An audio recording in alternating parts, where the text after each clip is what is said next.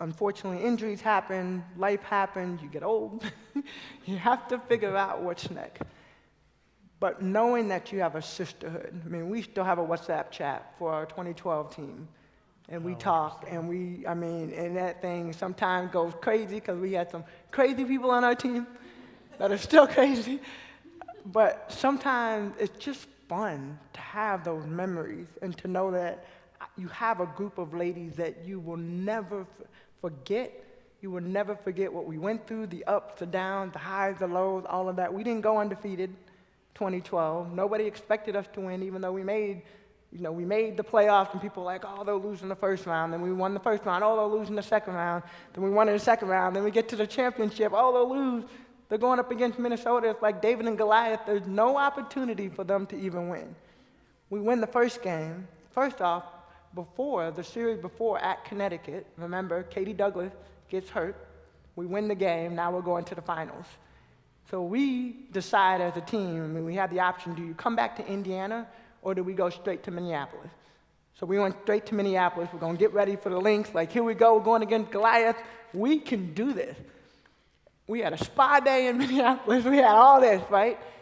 But in the midst of this, it's the craziest thing, and now I'm blanking on the name of the book.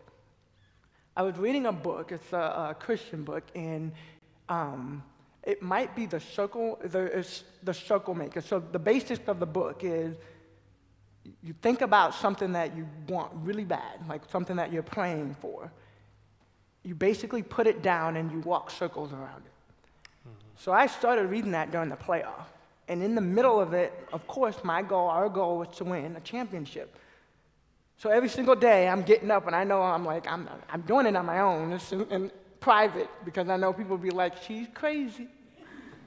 But I'm walking around, I put it in the middle, and I walk around, and I'm just praying, like, Lord, take care of my team, praying over my team, praying over injury. But Katie goes down in Connecticut. We get to Minneapolis. I'm doing it in Minneapolis. We win the first game. Everybody's like, oh, it's a fluke. There's no way they win again. Second game, JP, Jeanette Poland, our second best shooter. Katie's our first best shooter. I'm perfectly fine. Katie's the number one shooter on our team. JP is the second best shooter on our team. So now we're down 2 players. Our 2 best shooters go down, and we're going up against Goliath. We're coming back, so we lose the second game, right, 1-1. We come back to Indiana, and the rest is history. We win the game. We win the series. But other people had to step up. And it's like, isn't that life? It's not only relevant in basketball, but when you start thinking about life and when something goes wrong or somebody gets dismissed or things happen in life, somebody else has to step up. And so I think about, like, I know I'm totally off the initial question that you asked, but what I think about the most when I think about my experiences with the Fever and just even, the relationship, not just on the court, but even off the court. Like I told you guys, my former boss is here and her family, and just being able to build those relationships, that's what it's all about. And I get excited when I talk. Can you guys tell? Wow.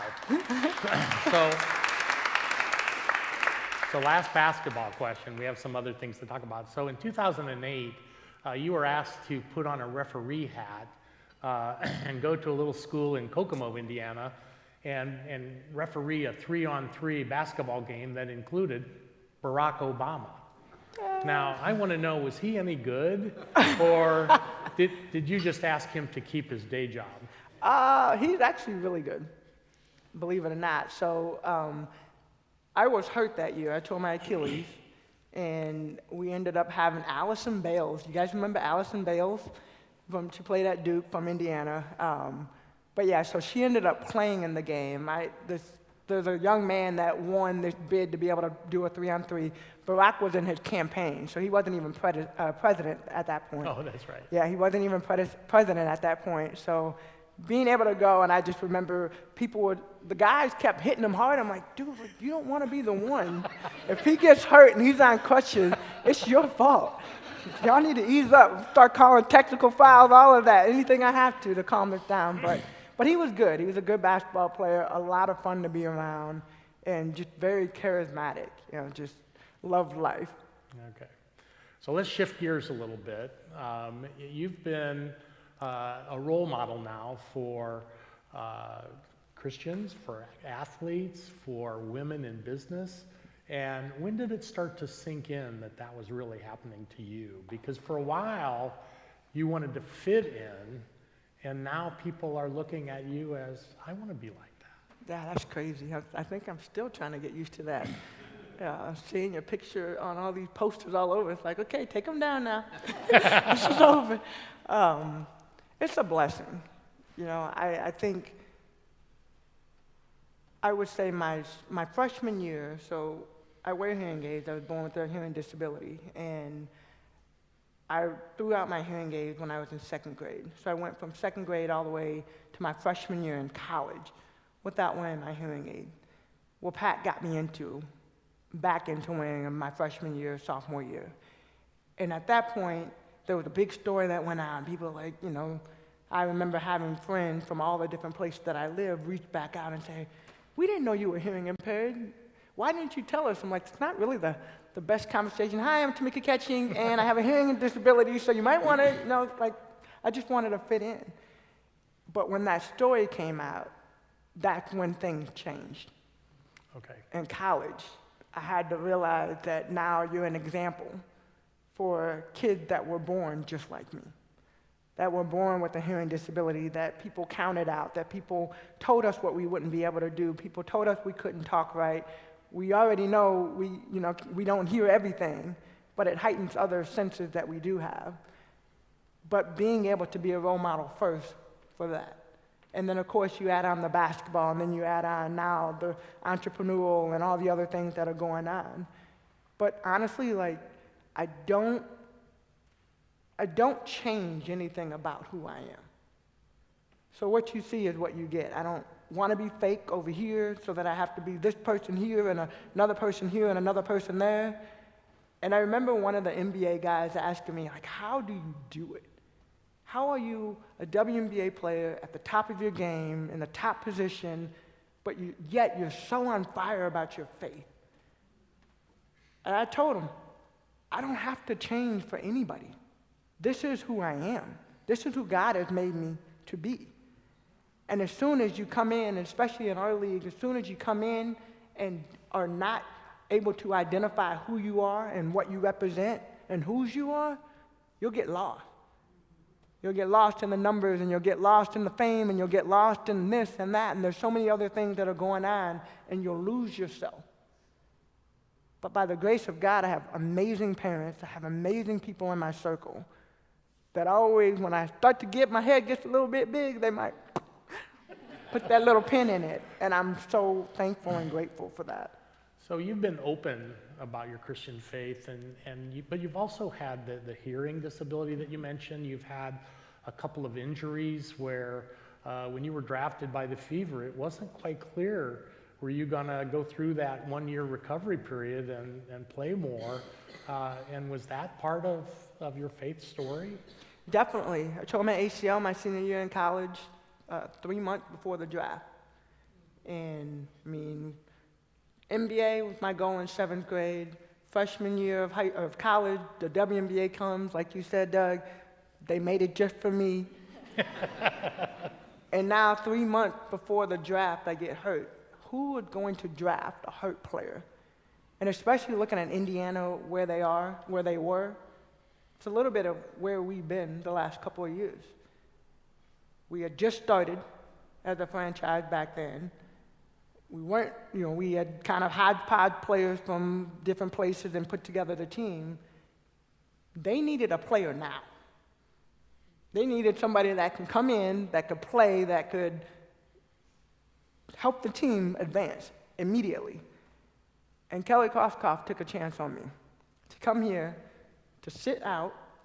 We didn't think I was going to sit out the first year, but some of you guys know this. I tore my ACL January that year, got drafted here in April, got cleared to run in July, took the first road trip, my first road trip with the team. Houston Comets was still here. My first road trip with the team, I fly on the plane, I'm so excited, finally got cleared, we land, we go straight to practice. I'm running, and something pops in my knee. So I fly back to Indiana, I get an x-ray, I end up having another surgery in July. So now, like, okay, I'm out. But when people ask you, would you take away what you went through? My answer is no. Because in that, I did learn about my faith. I did learn what I could handle. I did learn that, you know what, God, I know what I want, but I want it in your time and not my time. And so the rest of the story is written for the basketball. There's still so much more to be written, but from the basketball side.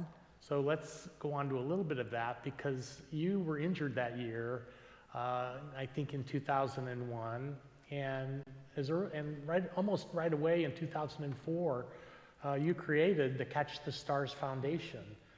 How did that come to be? What was the motivation so soon in your career to launch that initiative? Well, it started before that. Okay. Yeah, it started in 2001 because I wanted to stay at the University of Tennessee and rehab and get my body. I wanted to stay where I was familiar. I was familiar with Knoxville, Tennessee. I was familiar with my teammates. I was familiar with the people that I'd been around for the last 4 years. Jenny Moshak, our trainer, I was familiar with that. But Kelly said, you need to move to Indianapolis and get to know your new city. And I will be honest with y'all, I didn't want to come to Indianapolis hurt. I wanted to stay there, I wanted to rehab, and then come here. But Kelly said no. And so as soon as I got here, I had two choices. One, to be mad that I was here when I wanted to be in Knoxville.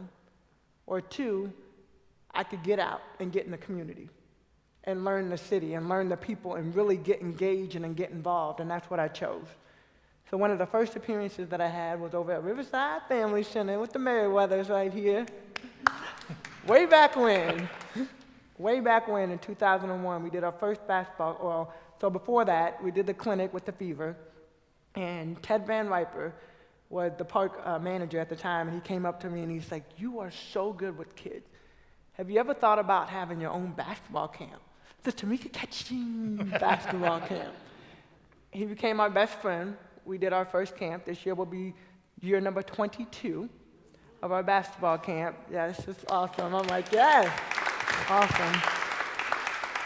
So started 2001. After the camp, this was crazy. We did 5 days, ages 7 to 15. What were we even thinking? All day from 9 to 5, yeah. So after that, the parents came up. It was like a babysitting service. Parents came up to us and were so excited that we had the camp. So they asked, well, what else do you guys do? And we added our fitness clinic the next year. So fitness clinic, basketball camp, same thing. Parents super excited. What else do you do? We added the mentoring program. So mentoring program, fitness clinic, basketball camp, before we even had a foundation. And the gist of it is, the WNBA gives out community service awards. And so I kept winning all these awards. But because we weren't a 501c3, I had to give the money to another organization. So I'm basically funding all these programs, but I love it. So some of this is kind of unfolding in real time. It happened, is the way organic. that you're describing it. At that time, did you have goals for the foundation, or you were just going a step at a time? We were just going with the flow. All right. We wanted to make a difference. Let's fast forward to now. Yes. And what are the goals for Catch the Stars now? You have a book in there in the meantime. We're going to sign some copies of that in a few minutes. But what are you thinking about the future at this point? My ultimate goal is, I watched the show. There was a show or a dedication for Oprah a few years ago at the United Center. And during the ceremony, at the end of the ceremony, all of these young men walked down. They walked down the aisle. These were all men that, through her program, she had sent to college on a full ride. So we give out scholarships, and we'll give out over $100,000 in scholarships, actually, at the Fever's first game on May 19th. We'll be giving out over $100,000 in scholarship. My goal, yes. Yeah. But my goal is to do full scholarships. I would love to do so. We do $20,000 renewable scholarship to our award recipients. So it's over the course of 4 years. But how cool would it be to be able to send somebody to school? You have no debt for school. We got you. And that's my ultimate goal. Okay.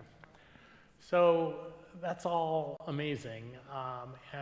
And I think that a couple months ago, the Indianapolis Business Journal said that you're in conversation with the Martin Luther King Center about gymnasium and starting to partner with other people. And so tell me a little bit more maybe about that, if you can. Yeah, right around the corner from here. Have you guys been to the MLK Center?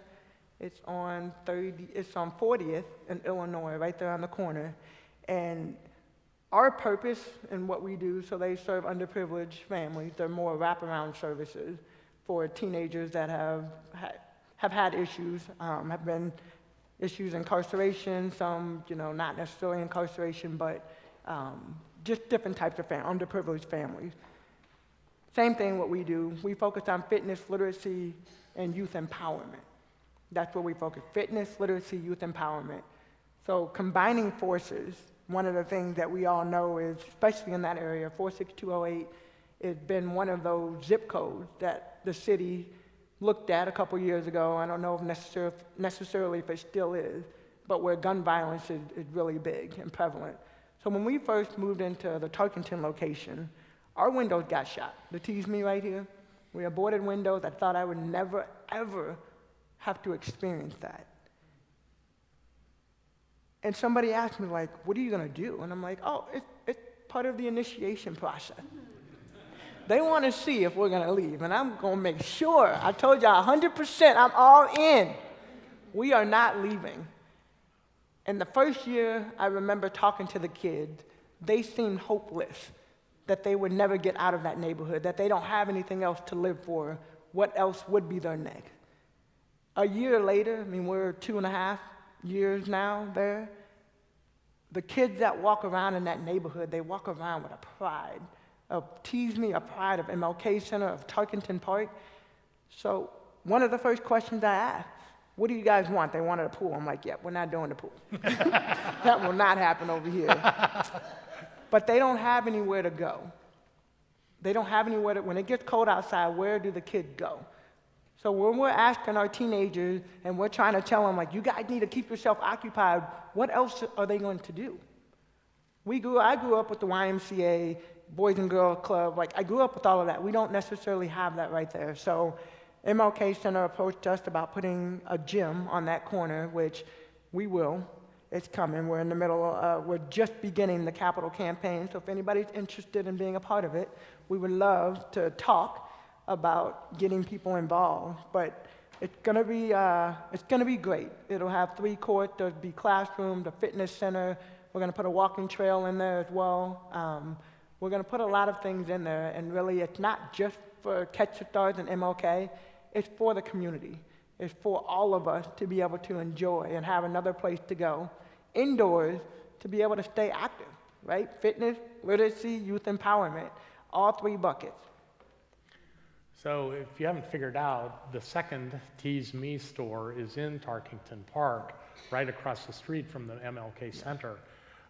And I didn't tumble to this right away, but when I was reading your book, the idea that sports is a motivator for these other things, that can keep people involved in academics, it can keep people out of trouble, helped me to understand why that initiative is so important, and why having a location where you're a part of that people can identify is really helpful. Let's talk about Tease Me for a minute. First of all, I love that name. I know that was not original to you, because that was one of the things I was curious about, because so clever, Tease Me. Tease Me. You have now opened a 3rd location at Ivy Tech. How did you get into that? And what are plans for that? It's crazy. Another organic thing. But I love it. What I love most about Tease Me is our community. Get that, community? I love that. I love being able to put smiles on people's faces. I love the space that we have. Our first location at 22nd Street in Talbot, 1,000 square feet with everything in it, super cozy, super tight. And then our second one is the Tarkington location, like Doug mentioned. And then, yes, we just opened up at Ivy Tech.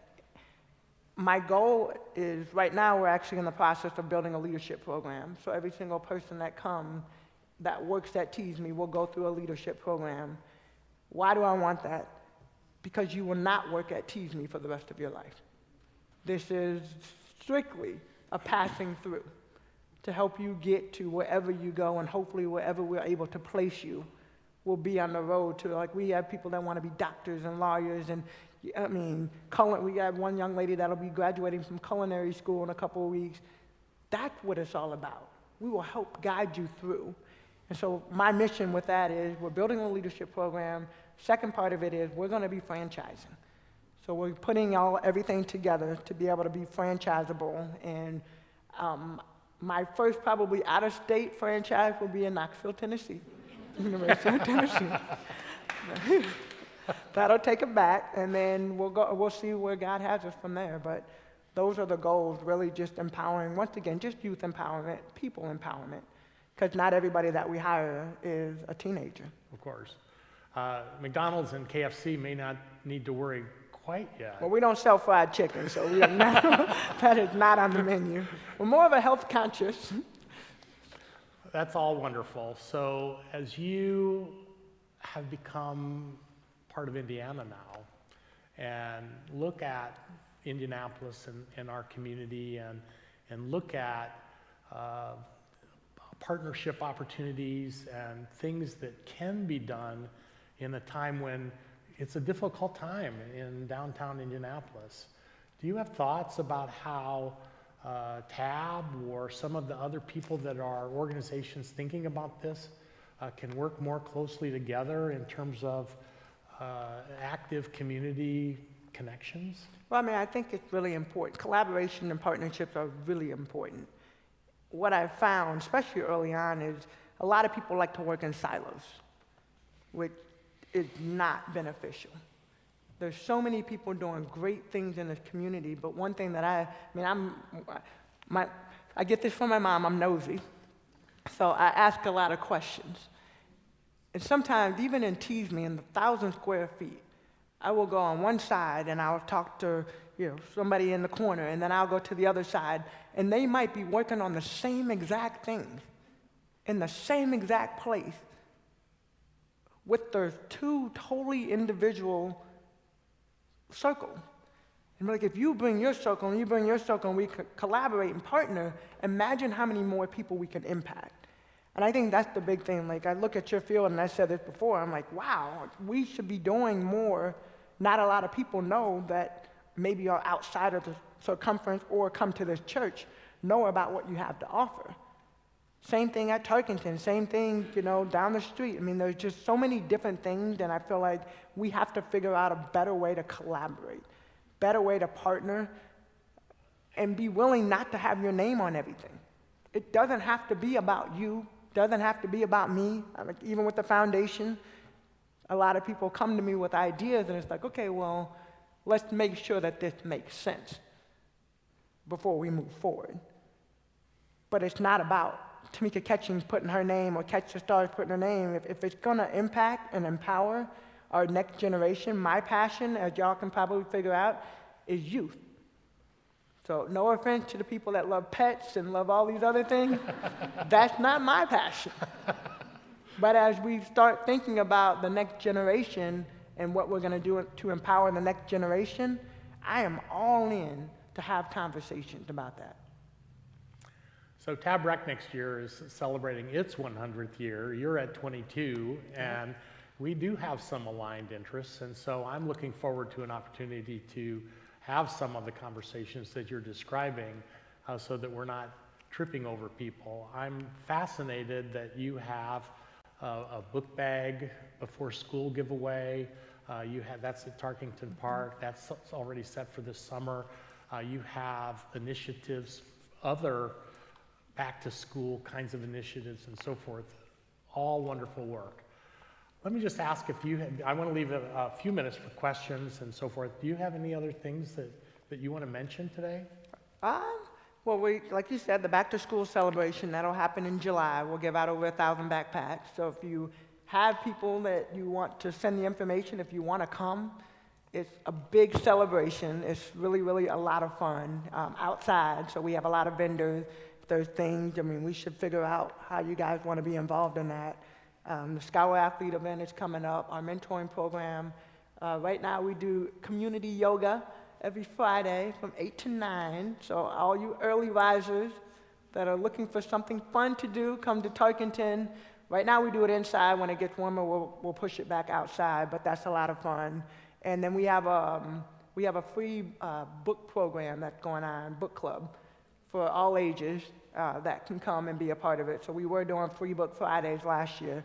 We have kind of turned that into more of a book club where we're giving out. So at Tarkenton, there's actually a rack in the back that has books. It's just loaded with books. So come grab some books. If you have teenagers, young kids, we'll have an adult section as well. They're free. Have at it. Just make sure. So don't take multiple unless you're going to read them. So if some of you haven't had quite enough of Tamika today, you can go on her website, and she has video blog book reports. Oh, gosh. And that was during COVID. That was my COVID report. They're excellent. Thank you. They could be COVID or any time.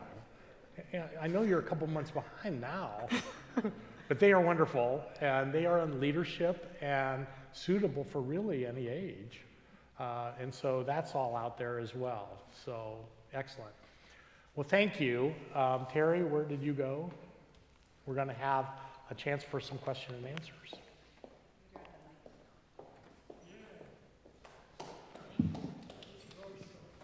Yeah.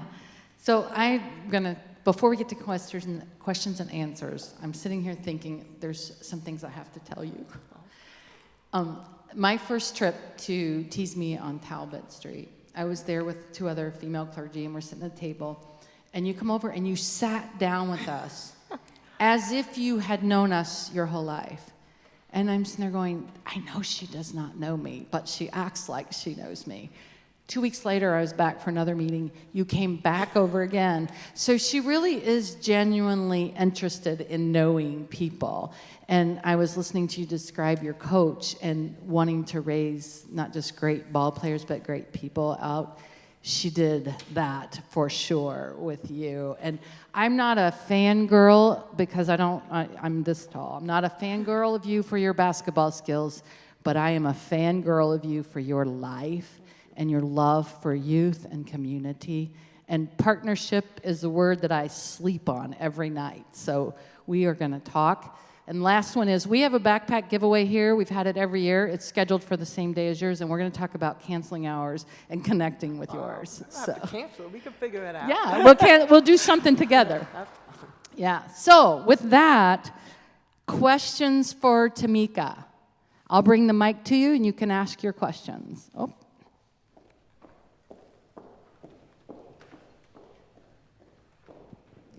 I'd be interested in hearing some stories about some of your favorite Olympic teammates and why. Ooh. Favorite Olympic teammates and why? So this is interesting. 2004, my first Olympic team experience. The people that I hung with the most were in Cash. UConn, UConn, Tennessee, we had to get beyond that first, but once we made it, we were good. And Ruth Riley.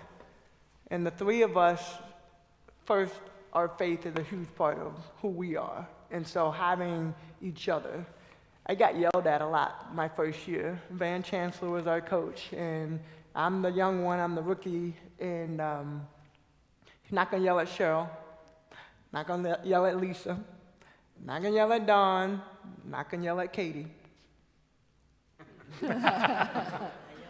So I struggled a lot. Even though we won the gold, I'm so thankful, but I struggled a lot my first year, and because of that, but the 3 of us, we are, even to this day, really, really tight.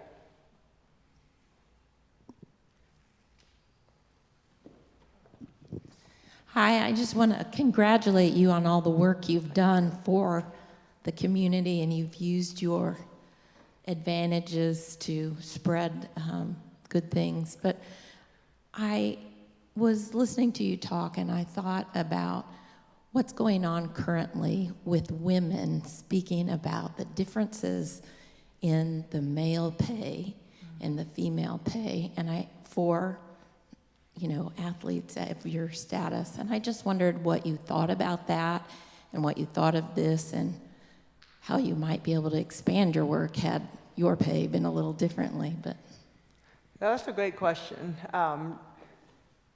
There's a lot of different ways you can answer this, right? I think for me, where we are, and looking at the last CBA that was just signed for the WNBA specifically, we were able, the average salary, and now they're skewed a little bit, is 6 figures, which prior to, like when I retired, I know I'm like, okay, I'm not that old, but I guess I am. When I retired, it wasn't that.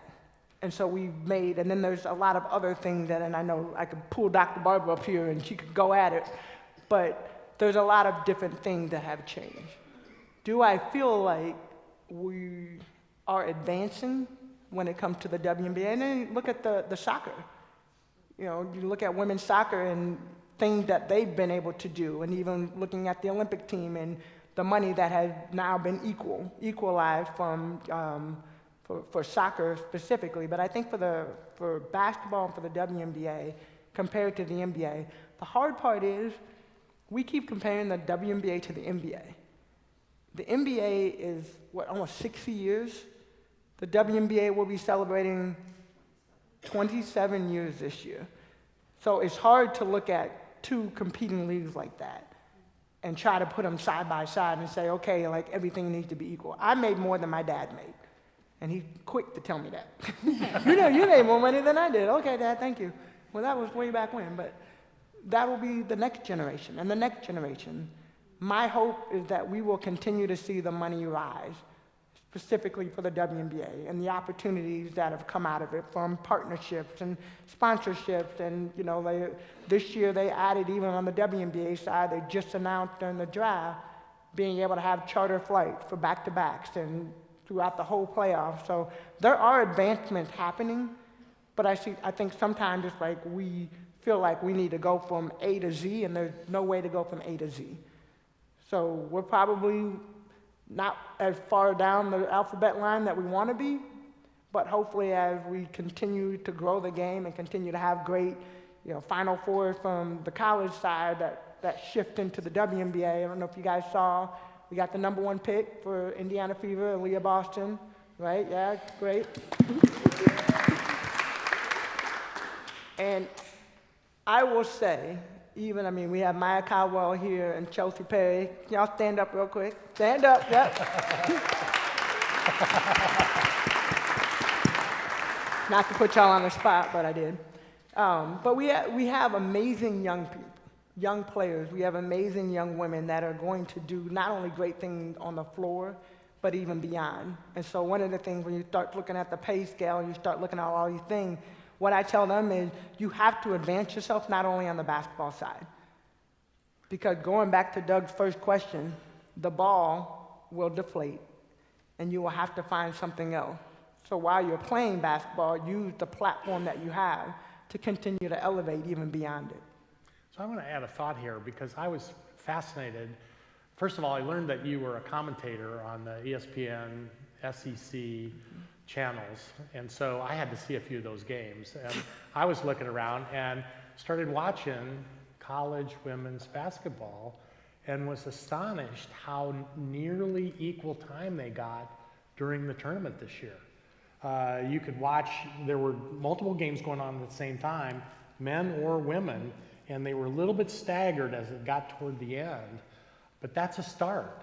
That's a huge change. And it was great basketball. Oh, it was great. This year, the last couple of years, really since COVID, since we went in that bubble, since we went in bubble and beyond, I really just feel like you've seen women, it's been great before, but you've really seen women's basketball elevated, I really feel, and I don't know how you feel, since the bubble and being able to make that transition. Question over here first, and then we'll move. Here you go. Oh, you snuck up on me. Thank you. I have two questions. Okay. You're not going to like the first one Uh-oh. because it's a tough answer. The portal.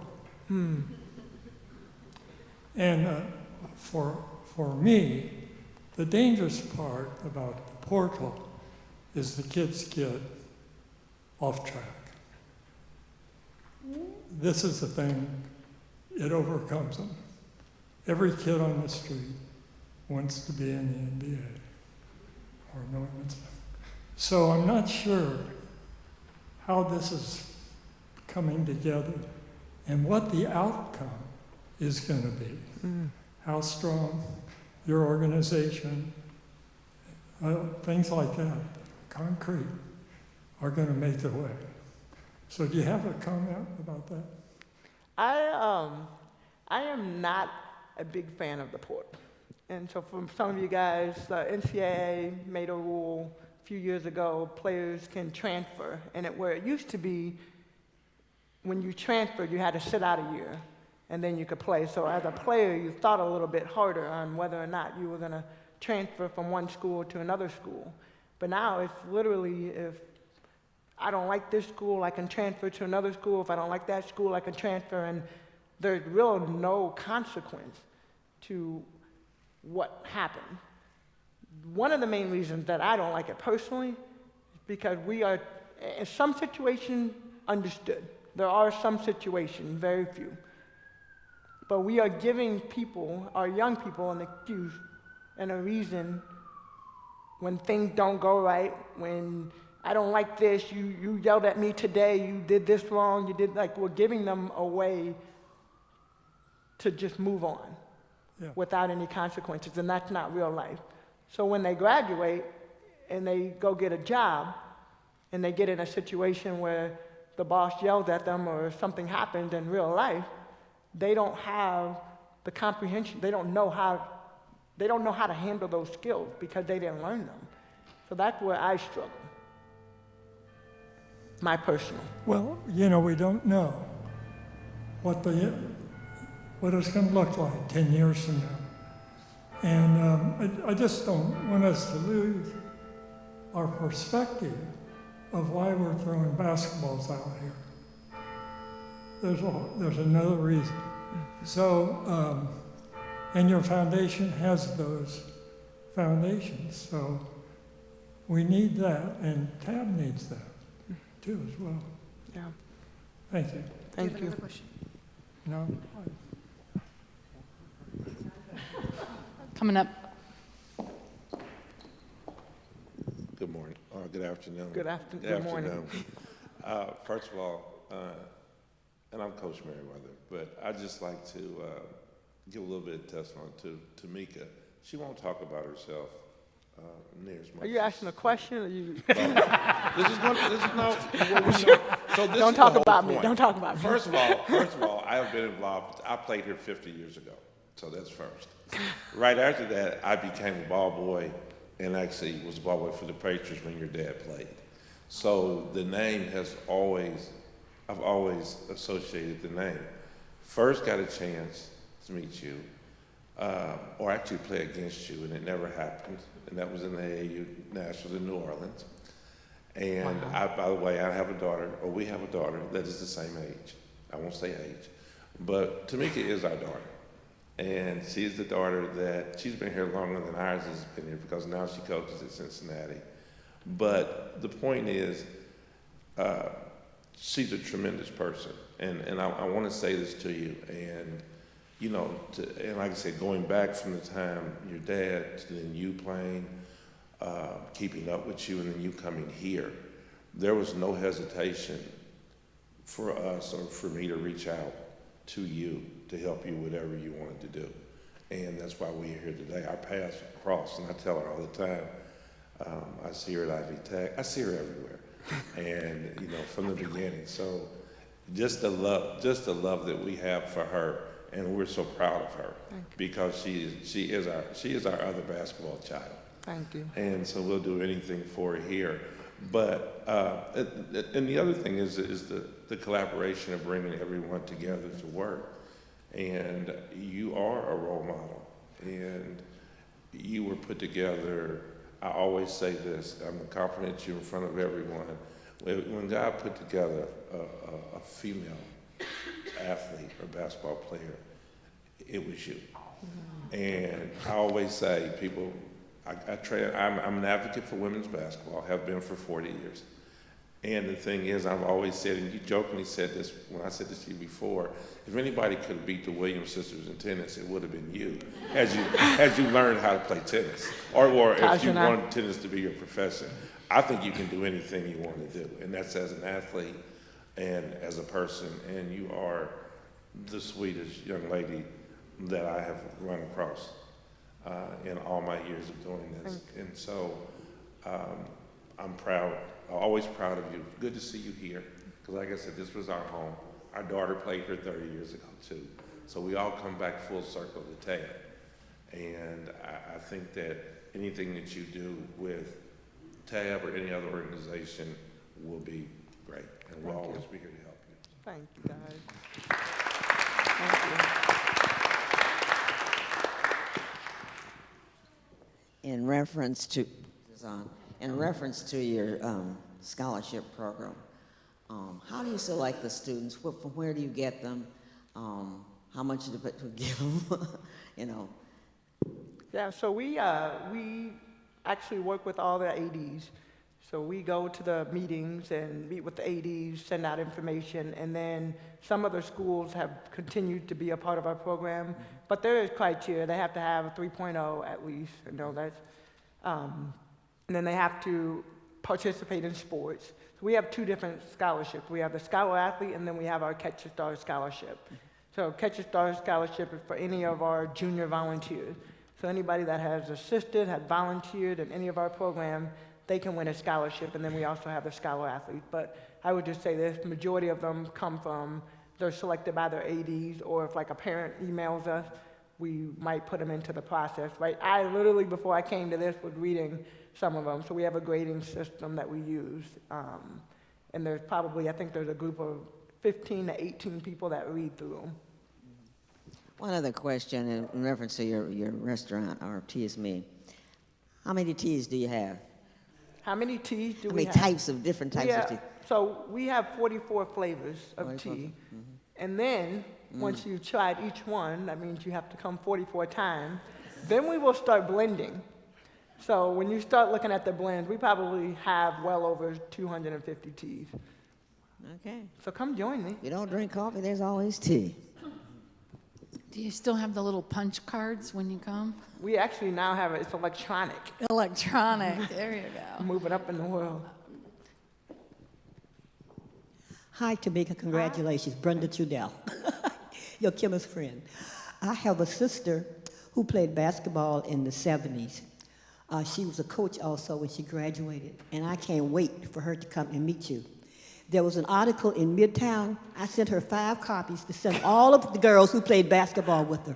So don't be surprised one day if you see these young ladies from Talladega College coming to your store because they need to know your history and receive banners. Thank you. Thank you. Thank you. Can you talk a little bit about the prevalence of Christianity in the WNBA? Well, prevalence meaning what? How many there are, or do you all, I mean, I know you travel so much, you probably don't get much chance to have meetings as such, but what was Christianity like for you in the NBA? Because they're with other players, do you all know who each other are? Oh, yeah. That type of thing. Yeah, we have chapel. We have chapel before every single game. So no matter what city you go to, we have chaplains, and they are volunteer chaplains. So they come in, and I literally did not miss a chapel service my whole career, unless I was injured. That would be the only time if I had to do rehab. But we have chapel service, and each team is different. You know, within our team, because obviously my faith is really important, I would have Bible study. So we would have Bible study, and it's open to anybody. It's not like you have to be Christian or Catholic, or it's really a chapel service. You can come in, both teams come together for, 30 minutes before the games? I'm like, no, like, I haven't been out that long, have I?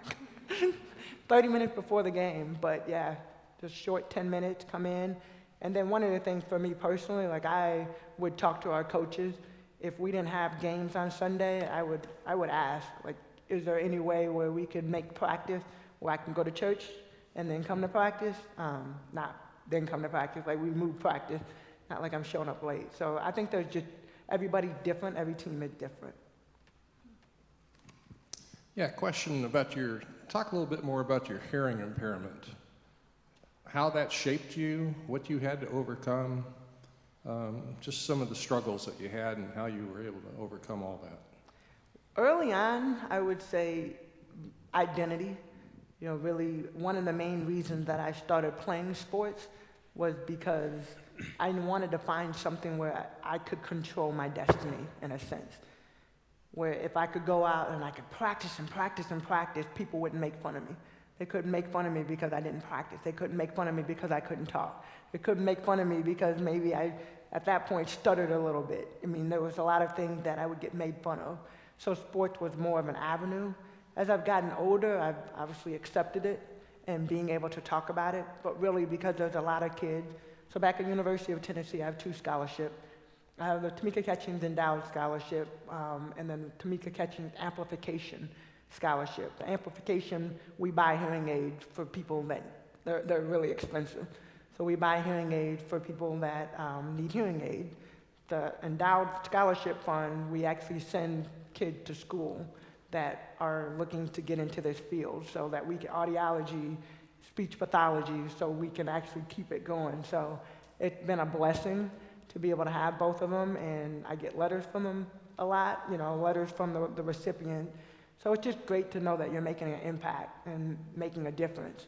I didn't think I would when I was this big, but now being able to talk about it and being able to provide opportunities for others.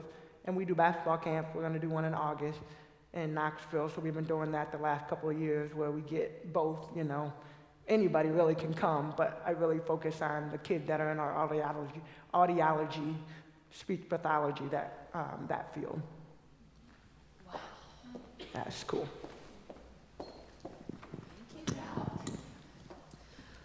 So my question is, earlier you mentioned after you got drafted, you tore your ACL, then you went to Texas and re-injured your knee. You mentioned that it was a spiritual journey for you. Can you elaborate more on how you built and strengthened your faith, and then how you separated your own negative thoughts from the voice of God, and just that whole process? I mean, that's a loaded question. I think it's really important, and not just as basketball players, but even as people. And you guys, we can all attest to this. It's really important the people that speak in your life. I have been blessed to have amazing people in my life that continue to speak the words of Christ, continue to challenge me sometimes even in my thinking, continue to, like, how do you hear the word? How do I know that I'm not walking because I want to walk this way? Is this my purpose? Is this where God has me walking? I do Wednesday wisdom. So every Wednesday I do whatever, some type of wisdom or not. But last week I was talking about peace. And lately I've been on this peace journey. Because even in the Bible, it talks and reiterates over and over and over again about when you're in his journey and you're walking his path, there's a peace that overcomes you, even in the valleys. Today's message that my pastor preached on was victory in the valleys, and having victory even in the valleys. And he said, you do realize when you're in a valley, that means you are on a mountain, you come to the valley, but there's a mountain in front of you to go back up. And so being able to keep that in mind, I think even during the valley that I was in, I'm going to go 100% and rehab. But God, if this is not where you have me, if this is not the path that I'm pushing, or maybe I'm pushing something harder than where you want me, but you're going to open up another door. And I think that's where, during that time, trying to figure out, is this my journey? Is this my path? God, do you want me to be a professional basketball player? But if not, what else do you want me to do? And there's so many people, I think, even as you're going through the path and that journey, there's so many people you'll find they come and they just surround you, and you'll feel it. You just feel it. That's wisdom.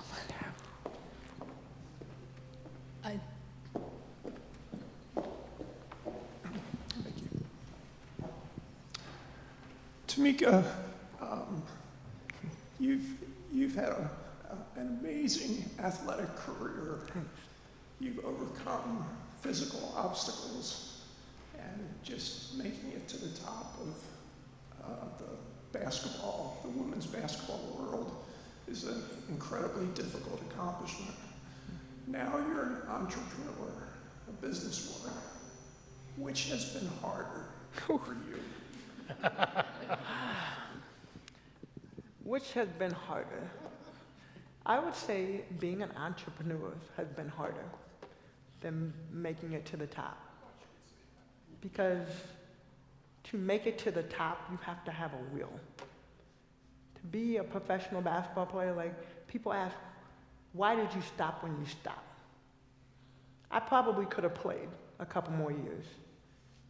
But my dad always said, when you start to feel your priorities shift, it's time to shift. And I remember, my regimen was so strict as a basketball player. I woke up at 6:30, I was out of the house by 6:45, I was at the gym by 7:05, I was on the court by 7:10. That's how regimen. I was in the gym way before anybody else got in the gym. But I could control that. Maybe I couldn't control my teammates and when they got in the gym, but I had an effect on the game. As an entrepreneur, we have teased me, come, but I can't force you to come. I can't force you to come in the doors. I can't force you to be in the space, whatever space it is. And so that's been hard. It's harder, but I love challenges. I love the challenge of every single day, waking up and it's like, okay, who's coming? Who do I get to meet today? And I love that. So it's harder, but both of them have been equally, I love both of them. Enjoyable, equally enjoyable.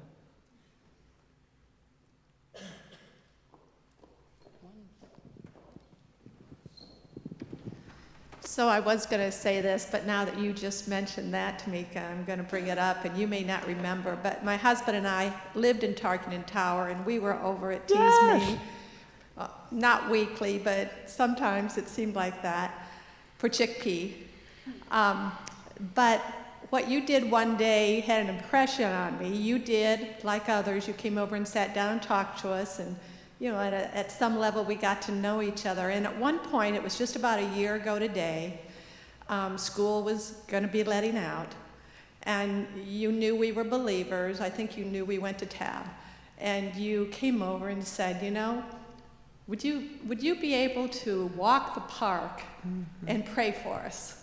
Just as the kids are getting out of school, that there would be safety and just good things happen this summer.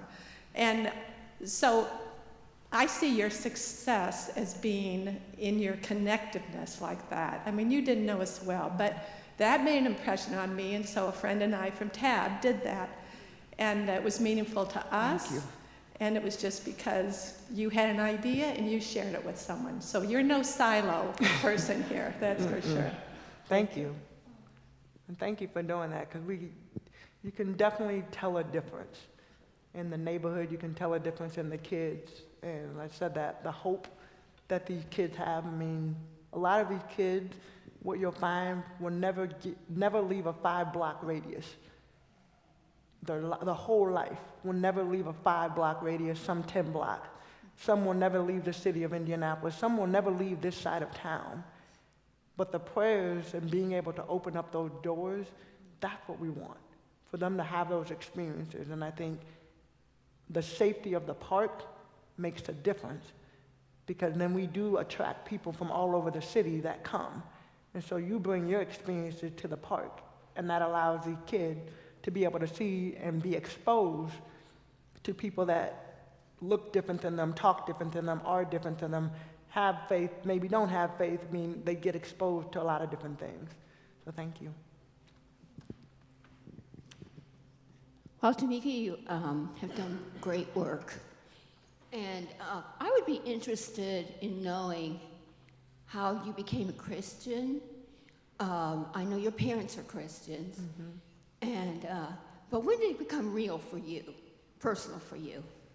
For me, it became real. So we grew up in the church, probably like a lot of African-American families, our mom and dad, and probably like a lot of families, not just, but if we didn't go to church, we weren't allowed to participate in activities. So that was kind of our forced church, right? But I remember I went to the University of Tennessee, and I'm like, man, if I go to church, I go to church. If I don't, I don't, but I could still participate, practice, and everything. So I didn't go to church my freshman year, and we went 39-0.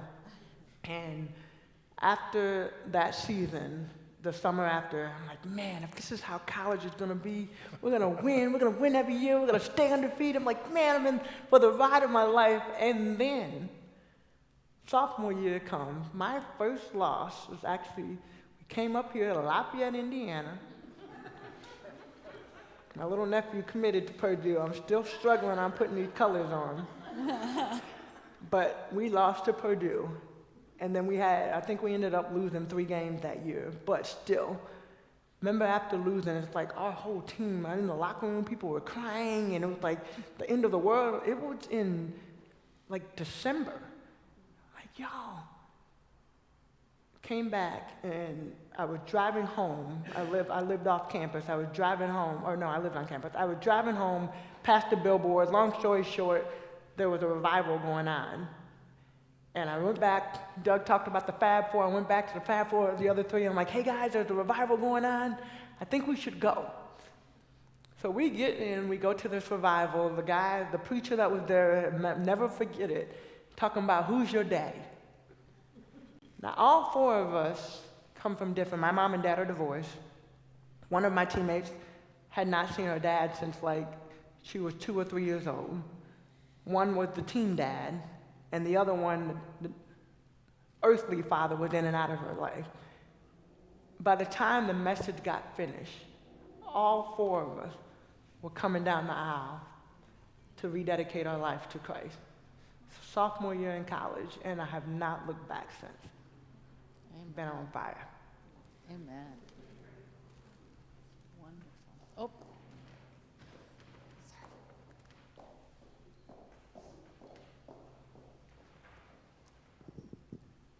What NBA teams are going to the finals? Good question. I will be honest with you. Since the women's college games ended, I have not really watched basketball.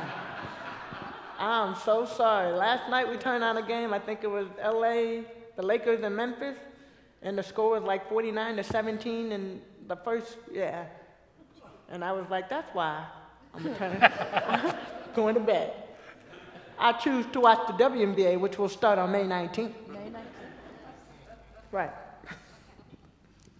Hi, my name is Shanae, and just want to say I went to a couple of your camps as a kid growing up. I also played tag basketball when I was really young.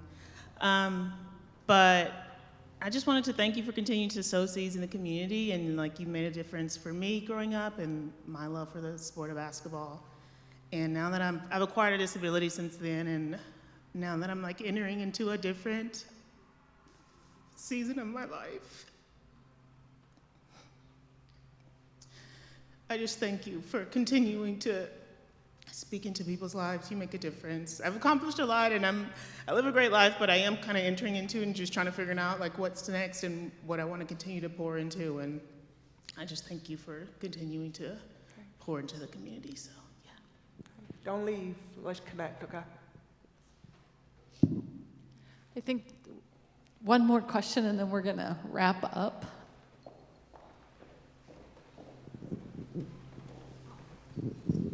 Hello, Tamika. This is really a joy for me, and someone who has a background in leadership, I fully see your authenticity. And we have so few people, role models today, that live authentically. So it's really a joy for me to witness that. I have a question about what moved you out of your success to want to work with children. And what gave you could do anything, but you chose to pour into children. So I'd like to hear about that. I don't know. Honestly, like, I think it's definitely a God thing. I would say probably thinking about when I was a kid. And because kids were so mean to me when I was young, not wanting them to have those same experiences. So sports has allowed me and my sister and our foundation, it has allowed us to impact beyond the lines. It has allowed us to pour into our young men and our young boys and our young girls. One young girl, I remember she came to one of our programs, she was so mean and so angry, but her mom kept bringing her. I'm like, she don't want to be here. Don't want to be here. But we kept feeding into her. She just did a book launch a couple months ago at Tarkington. She's got her own book, entrepreneur. That's why. That young lady coming to basketball camp, living her life, living her best life, I'm sure. We're going to talk. But there's more, and there's more, and there's more. One of my first basketball camp, I got introduced to a young lady named Tonisha. She has 5 brothers and her. She was born with a hearing disability. Her mom and dad had no idea how to handle her. Her mom comes up to me after camp and says, can you talk to her? Can you just be a mentor to her? Immediately we called Big Brothers, Big Sisters. She's my little sister. She's married now. She's moved, about to have kids. I mean, it's just experiences like those is what it's all about. So, yeah. So Tamika, on behalf of the TAB community, thank you so much. This has been better than a 5-run homer. Oh wait, that's baseball. This has been better than a 3-pointer at the buzzer. So thank you so much. Thank you. Can I say one thing though? Yes. One thing I do want to say, and more like how important it is for us to be leaders, and not necessarily, I use the word role model, but for us to be leaders for those that come behind us. Because all of us, whether young, whether old, there's a purpose. So there's a purpose for our lives. There's a reason, and I've been talking about this the last, there is a reason that you are here today. At this particular time, sitting in that seat, there is a reason that you're here. So I'm thankful and I'm grateful for each and every one of you for showing up, for being here. I want to give a huge thank to my former boss, Dr. Barber, who's here. She's the president of the Indiana Fever. We have had a great time working together, but even more importantly, what do I miss most about still being with the Fever and the latter part of it, after post-retirement, is the relationship, it's the friendship. But it's the things that she had taught me as a female leader, as somebody that has my back, as somebody that pushed me sometimes harder than I wanted to be pushed.